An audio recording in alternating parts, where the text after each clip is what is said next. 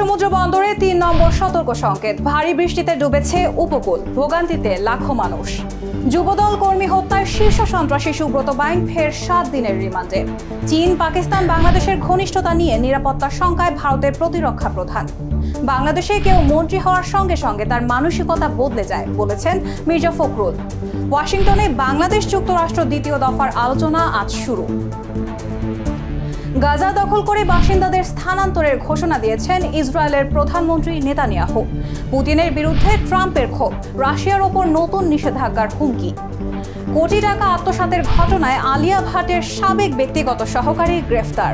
18 বছর পর পুরনো ক্লাবে ফেরা, কান্নায় ভেঙে পড়লেন ডি মারিয়া।